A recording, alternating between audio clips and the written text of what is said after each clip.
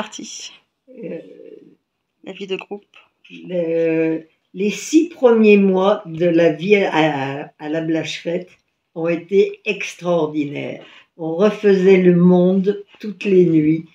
Et dans la journée, on essayait de trouver le moyen de s'installer ici. Personne ne savait rien faire. Tout le monde était plus nuls les uns que les autres. Heureusement, il y avait quand même Alain de Porter qui, étant tailleur de pierre, a su remettre en état le toit de la maison du bas. Et bon, très vite, Robert, lui, est allé travailler au foyer 77 à Avignon comme éducateur tous les week-ends. Et moi, très vite, j'ai été embauchée aussi là-bas parce qu'il fallait bien qu'on ait un peu d'argent. Et nous travaillions tous les deux tous les week-ends, du vendredi soir au lundi midi.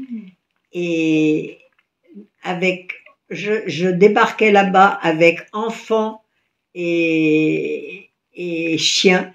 Et c'était la vie à la Blacherette qu'on transportait au foyer 77.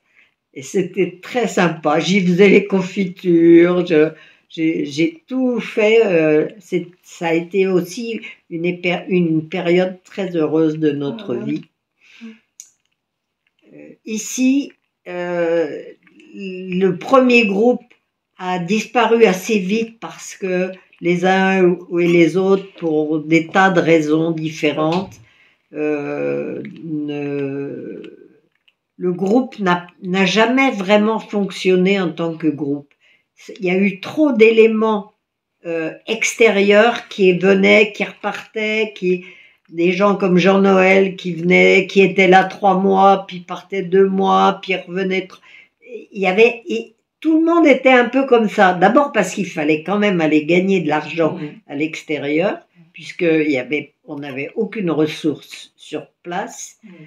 Peu à peu, on a mis en place une économie, par exemple, et nous étions un peu spécialisés dans l'accueil des fugueurs mineurs, puisque à l'époque, la majorité étant à 21 ans, il y avait beaucoup de jeunes entre 18 et 21 ans qui n'en pouvaient plus de chez eux et qui débarquaient ici.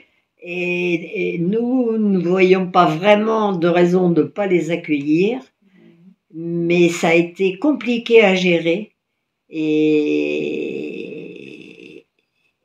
ça a été intéressant en même temps. Robert et moi étant éducateurs, ça nous a permis de recréer des liens quelquefois dans les familles, pas toujours, mais ça a été très riche. Mais des fugueurs ici, il a dû en passer au moins 8, et des insoumis au moins 5, ce qui fait que la vie à la Blacherette, c'était un peu tous les gens qu'on planquait et les quelques-uns qui étions là pour faire vivre l'ensemble.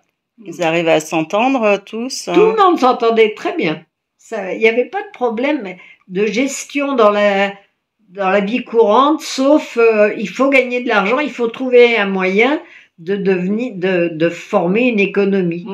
Et ainsi, avec Noira, une des fugueuses, on a créé le premier troupeau de la Blacherette, troupeau de chèvres de la Blacherette, et peu à peu, on a commencé à vendre nos fromages sur le marché des Vences, et à partir de ce moment-là, notre économie a beaucoup tourné autour du troupeau de chèvres.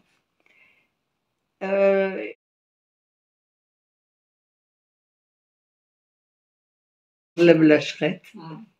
Voilà. Et sinon, les forces, tout ce qui a pu être apporté par l'expérience? Alors moi, j'ai beaucoup profité de la Blacherette.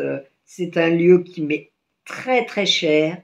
Quand j'ai eu mon accident, je n'avais qu'une idée en tête, remarcher pour pouvoir revenir à la Blacherette. Et j'ai mis toute mon énergie à remarcher. J'ai mis 6 mois à remarcher. Et ensuite, à pouvoir être en état de revenir à la Blacherette.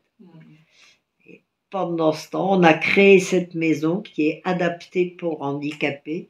Et j'ai pu me remettre, me réinstaller ici. Comme quoi la Blacherette, c'est vraiment un lieu qui me tient très très très fort. Voilà. Et les ruches, les abeilles? Alors les abeilles, ça a été un court temps, une période assez courte. Quand après le coup de Trafalgar des chèvres de Bellerouvière, comme nous avions un ami apiculteur qui était d'Avignon, avec qui on s'entendait très bien, il nous a proposé de nous aider à monter notre installation d'apiculteur. Et nous avons été apiculteurs 2 années avec transhumance, mais là c'était déjà à l'époque où il n'y avait plus la communauté de la Blacherette.